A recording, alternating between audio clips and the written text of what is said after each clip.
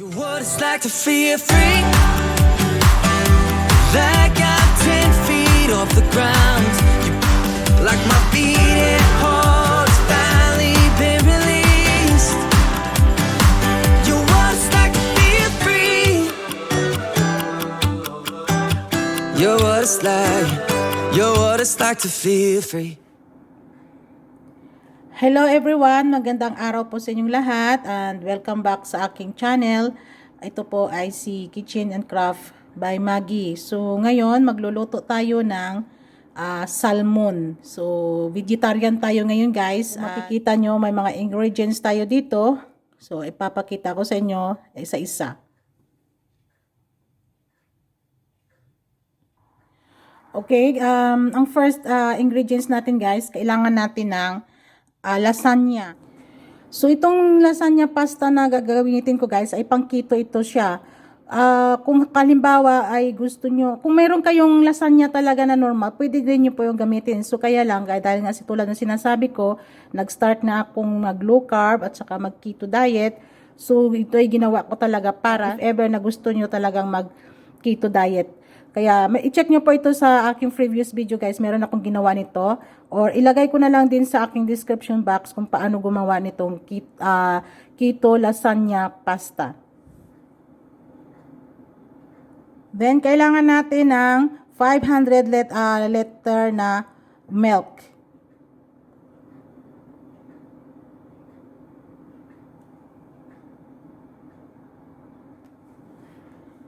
Breadcrumbs. Kung wala kayong mabibiling breadcrumbs, pwede kayong gumamit ng yung bread ba guys, tapos i-toasted nyo lang po sa oven and then pwede nyo nang idudurugin sa blender nyo o food processor. So ito kasi ay homemade ko siya na breadcrumbs. Nilagay ko lang sa aking food processor.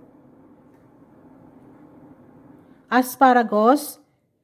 Itong asparagus guys ay binili ko siya nasa nasa lata na kasi wala kasi akong nakitang fresh ngayon na asparagus. Kung meron kayong fresh na asparagus, pwede din po nyong gamitin yon. Kaya lang sa akin wala kasi ako dito, so yung nasa lata na lang ang gagamitin ko. Salmon.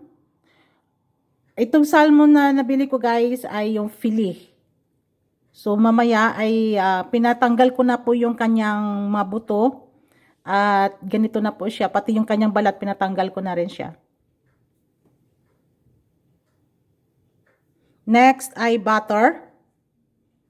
Din natin ng 3 tablespoon of wheat flour. Kung wala kayong wheat flour, pwede kayong gumamit ng normal flour.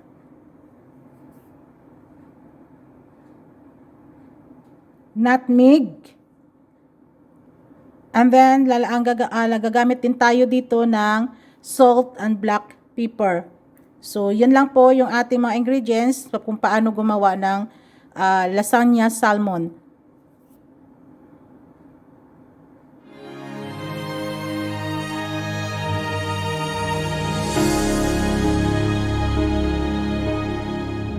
The feel of cool water as the warmth of the sun is on my skin is only a small glimpse of paradise.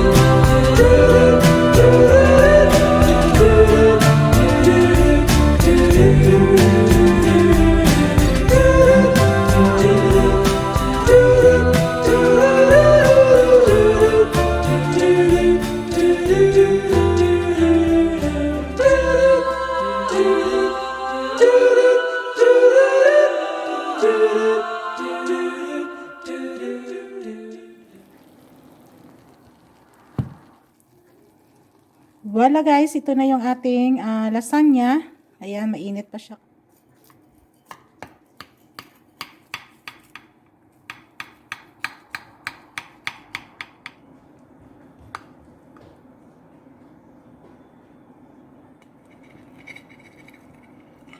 So ito guys, titikman ko yung ating salmon lasagna. So makikita nyo guys, ang ganda, tingnan nyo. Napakaganda yung ating pagkagawa. At saka tingnan nyo yung kanyang loob. Yan.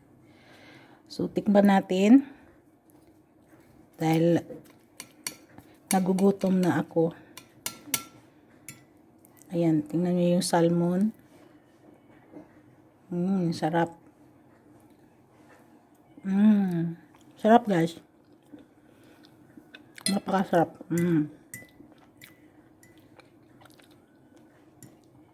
Ito yung ating asparagus. Tama lang yung timpla natin guys.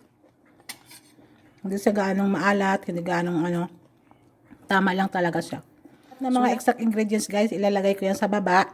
I-check nyo yan po. Good for 4 person ito guys. Kaya tama lang sa talagang sa 4 na tao itong ating niluto na lasagna. So tingnan nyo ito guys, yung dito yung hiniwa natin kanina na ating lasagna. Maganda talaga yung kanyang pagkagawa natin. Kaya so try nyo po ito guys at sinisigurado ko sa inyo napaka-healthy ito at saka kung kayo ay nagda-diet, pwede nyo isama sa listahan nyo itong ginagawa ko. Ibig lang po ito sa mga experience at kung bakit ako ay naglo-lose weight din ngayon. So, I hope nag-enjoy kayo guys. At yan lang po yung ating recipe na i-share ngayon sa inyo. At sa next uli na video ko ay mai-share na naman ako ng another recipe. At sigurado ako na magugustuhan din ninyo lahat yan. So, kung may mga question kayo guys, at kung may meron kayong suggestion, comment lang po kayo sa baba at itatry kong sasagutin kayo. At kung gusto nyo, pwede nyo akong i-private email or private message sa aking messenger. Nandiyan naman sa baba yung aking mga social media. So, yan lang, pwede kayong mag-private message sa akin. Willing naman po akong sasagutin kayo kung kapag mayroon kayong katanungan sa akin. So, yan lang po ang ating recipe ngayong araw na to. Thank you so much and shout out ulit sa aking mga join members, sa aking mga generous super chatters, sa aking mga FB page followers, FB page, Facebook, private ko na Facebook. Yan, thank you so much sa mga friends ko doon. At salamat sa lahat sa mga nagsishare ng aking mga niluluto dito. Lahat po sila niyan ay sinishare nila. Thank you so much sa inyo guys. And God bless po sa inyo. Hanggang sa muli po. At ipopromote ko ulit yung aking second channel na si MAGGIE Accessories guys. Kung hindi pa kayo nakasubscribe doon, paki-subscribe naman sa baba, nandiyan po sa description yan. Marami din kayong matututunan doon dahil nag-tutorial ako kung paano gumawa ng mga fashion accessories. Kung mga mahilig kayo sa mga kikay na mga accessories, yan, marami akong tinuturo doon guys pa. Pwede nyo po yung gawing business din po yun.